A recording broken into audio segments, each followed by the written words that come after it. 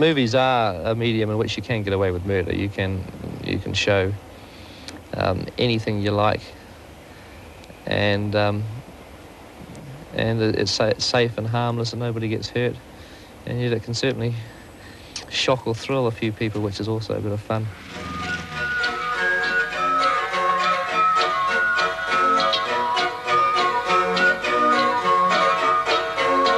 Audiences worldwide are being shocked and delighted by the good, bad taste of this backyard New Zealand feature film, brainchild of the gentle 25-year-old Peter Jackson. I mean, I'm definitely not a violent person myself. I'd never want to experience half the stuff that goes on in bad taste.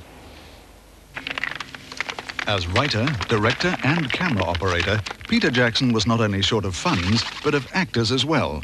So he starred himself in 2 roles. Playing Derek the hero and Robert the alien, he was able to do battle with himself.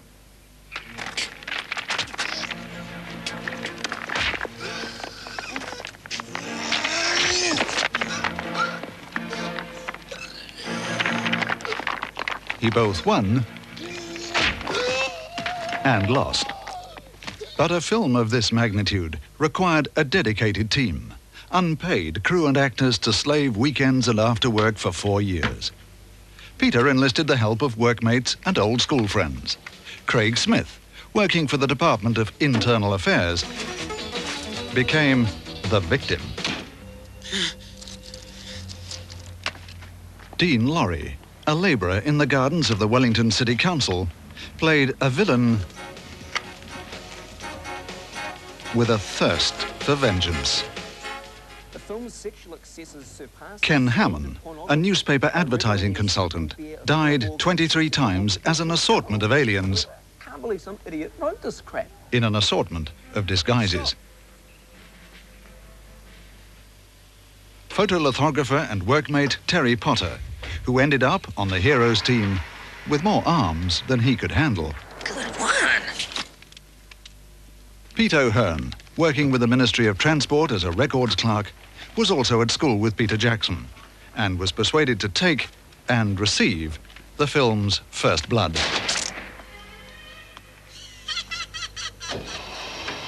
And Mike Minette, another photolithographer from Peter's days when they all worked together on the same daily paper, completed the team of dedicated friends and amongst the heroes became leader of the pack.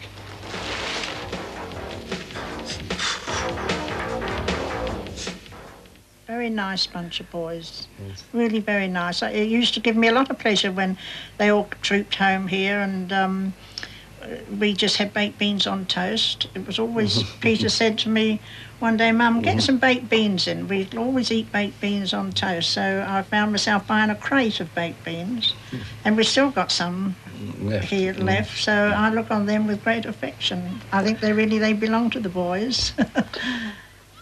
Peter Jackson was born and raised on the coast just north of Wellington, where he attended the local primary school.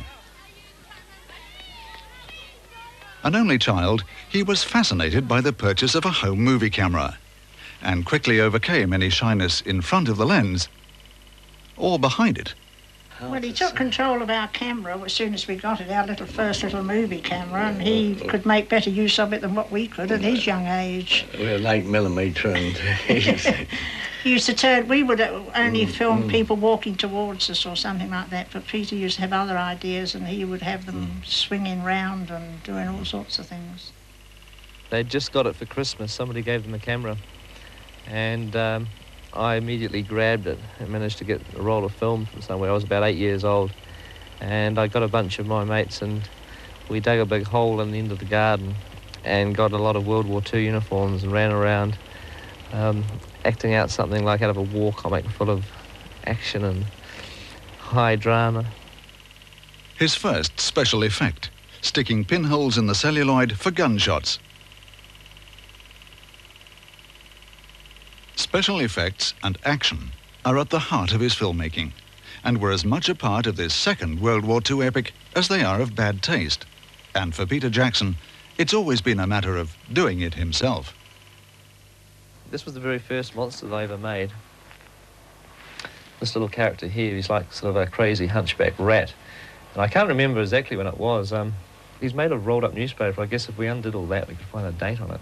This later monster was created for a film submitted for a local television competition, encouraging younger children in filmmaking.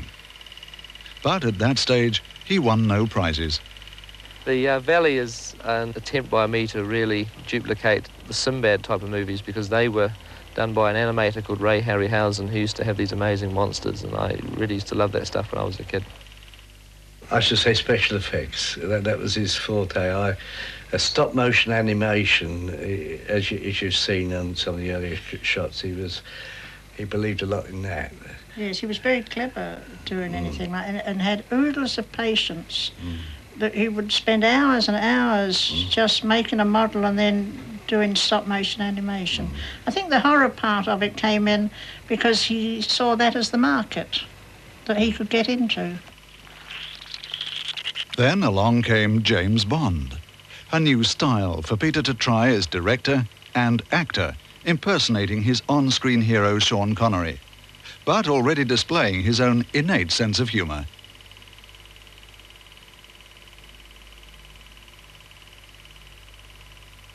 But many of these early films were never completed.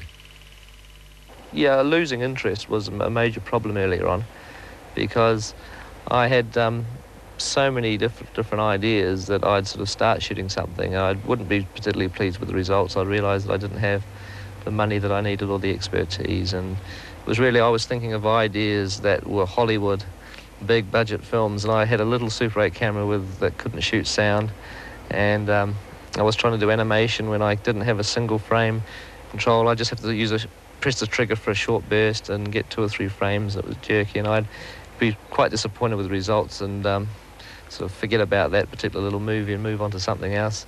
But now, having left school and working as a trainee lithographer, Peter is able to meet some costs and aims for a new dimension. I had this idea of shooting a CinemaScope film because I love the shape of the CinemaScope screen, so I sent over to England and got a little lens that you can put on the front of your camera and your projector, and you can make movies in full CinemaScope. So we worked for about a year on this vampire movie, which never got finished again, although, you know, over an hour of it was shot. And even seeing it now on the screen is quite amazing with the this huge letterbox-shaped CinemaScope screen. It's quite an effective little film. In 1983, Peter buys a second-hand camera capable of professional results. The old 8mm is returned to Mum and Dad, and work is begun at once on a 10-minute film which 4 years later will become the feature Bad Taste. 90% of Bad Taste was shot on a Bolex.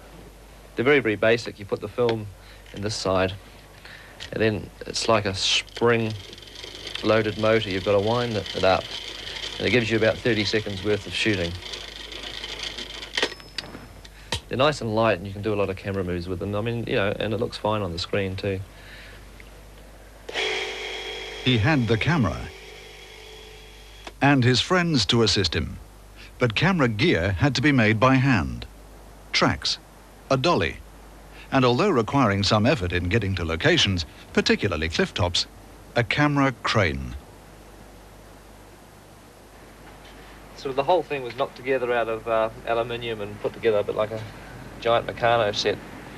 And the camera, this little lightweight Bolex again, was just mounted onto this bit on the end here. And of course, because of all this bloody metal, I couldn't look through the lens at all. And all the crane shots were done by pointing the camera in the general direction of the actors and just hoping for the best. But if you use a wide-angle lens, you usually get away with that sort of thing. But sometimes the camera must stay with the action. This is another bit of gear that I built for the film. It's called a Steadicam. And normally if you buy a proper one, they're about 40 or 50 grand, but this one cost about 20 bucks. And it sort of works basically the same principle, where you can move the camera around, follow people while they're running, and get more or less steady shots, because it's a spring-loaded thing. Move around like this. So it'll come up and down, in and out. And we use it for quite a few little shots of Bad Taste, and it seemed to help a little bit.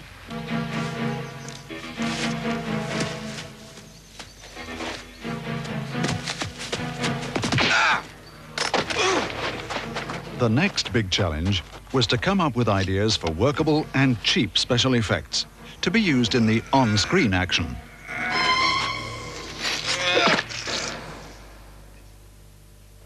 Well, the idea with most special effects, I reckon, is to keep them as simple as possible. And if you've got to have machete going into somebody's head, it's easier to have a real person's head than a fake machete. So you knock something together like this with a bit of cardboard and some ice cream sticks to keep the whole thing reasonably rigid. And there's a pipe for blood, little holes here that comes out. It just fits nice and snugly like that. And we used quite a few simple little props like that. There's another one here, actually, with a mallet that had to be whacked against somebody's head. So just made a block of sponge. You can whack it as hard as you like.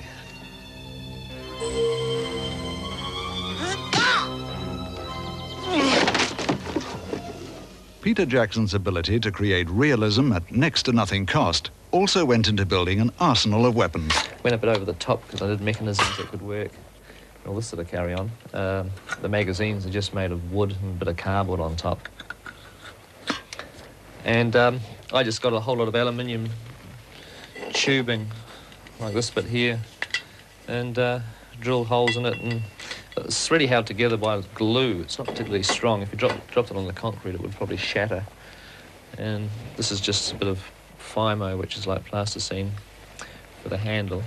And we just had to have the guys shaking these guns and make it look as if they're shooting. We superimposed flashes on the front.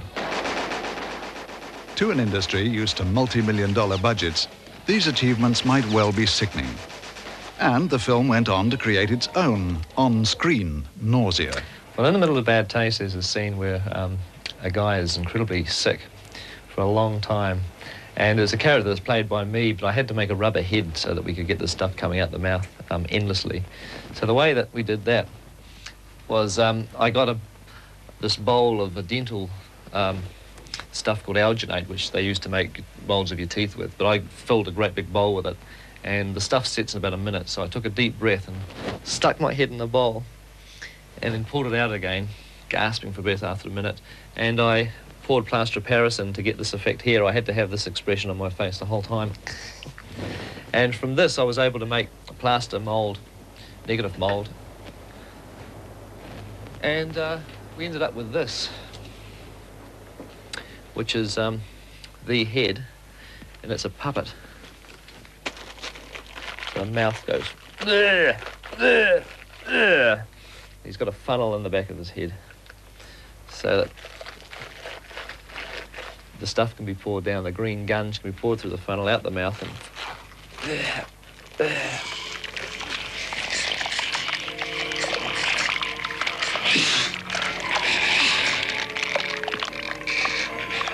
Horror, science fiction, and splatter. The audience couldn't be sold short. We had to see the aliens in their true colours.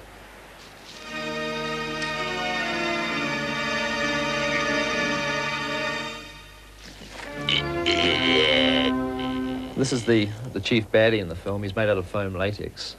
Originally, you start off with a sculpture that's done out of plasticine. And the way that I sculpted this guy was, I didn't have any sketches or designs because I never liked working off of drawings or drawing drawings. I far prefer to work in 3 dimensions. So I just got this great lump of plasticine and started to sculpt. And after you've done the sculpture, you have to make a plaster of Paris mould, and in this case it was in about 5 or 6 sections, and then that has to be filled with foam latex, which is like a creamy material that is whisked up in a cake mixer and poured into the moulds, injected into them, and then it's got to be baked in the oven.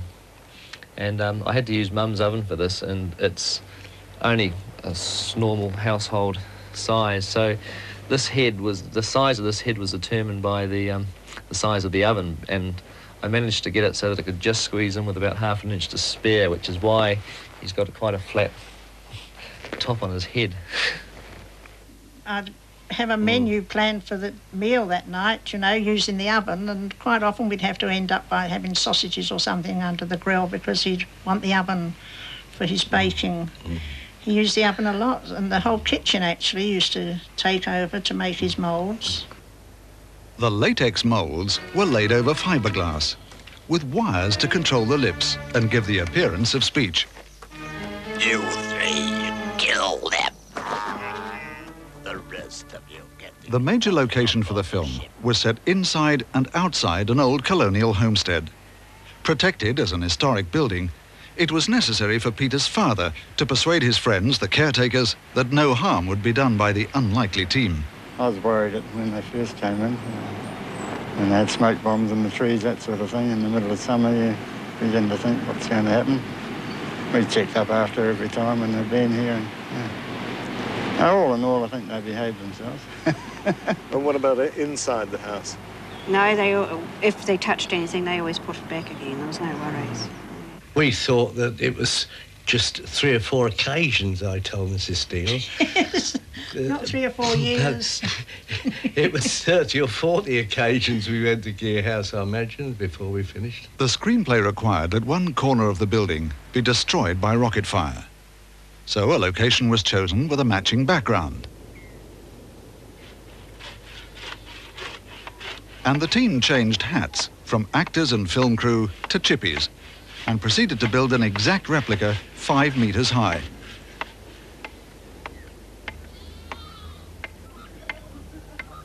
The corner to be demolished was designed to be broken away for a number of takes and reassembled to appear whole. Then came the first experiments with explosives. 3, 2, 1, fire.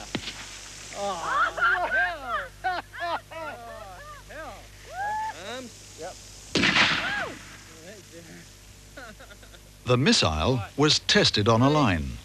2, 1.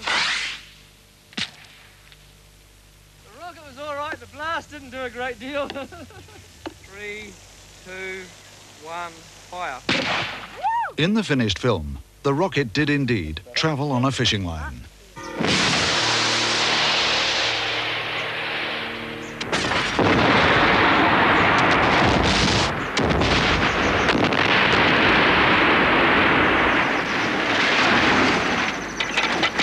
But the house also had to fly.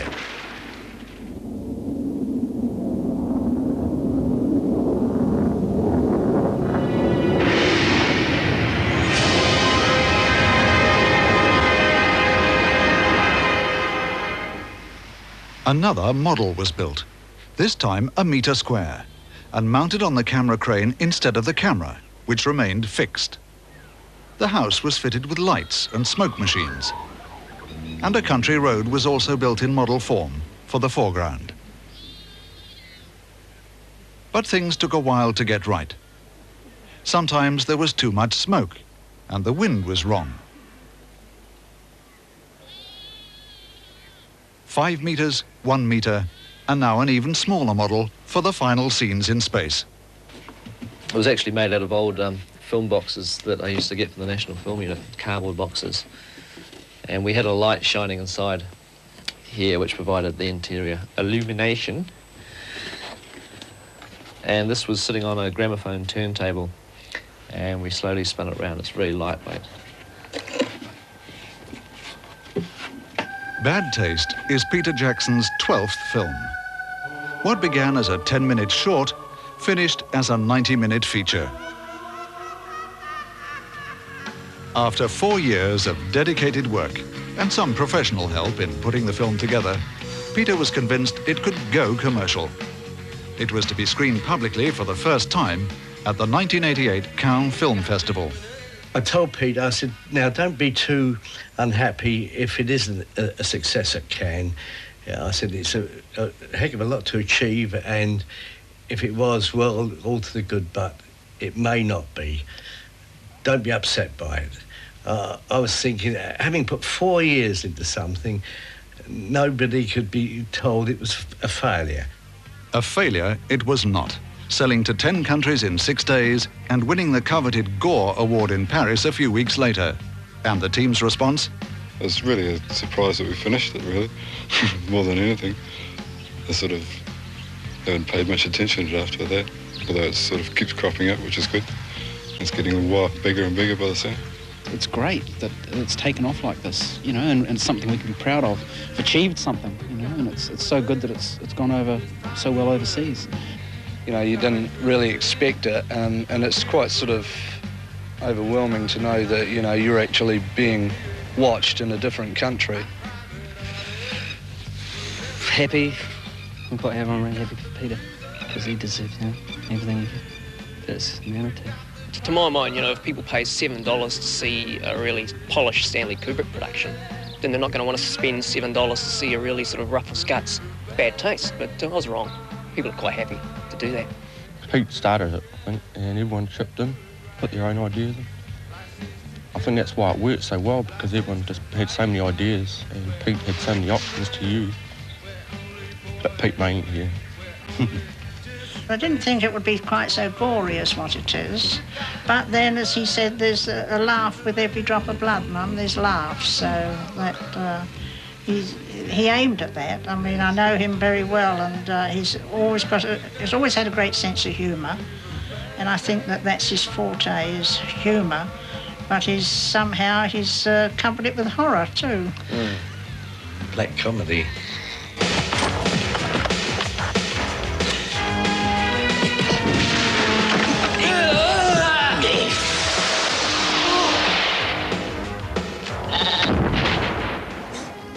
The film has won international acclaim for its humour and originality, for an extraordinary individual talent, which began in childhood. Being an only child does make you more imaginative, I think, because you have to create your own games by yourself with whatever props come to hand. I mean, you know, matchbox toys and building blocks and that sort of carry on. You haven't got anybody else to bounce off, so you're creating it all in your own head all the time. And I think it certainly helps sort of exercise the mind, if you like. It's trains your mind to think of things, to be imaginative.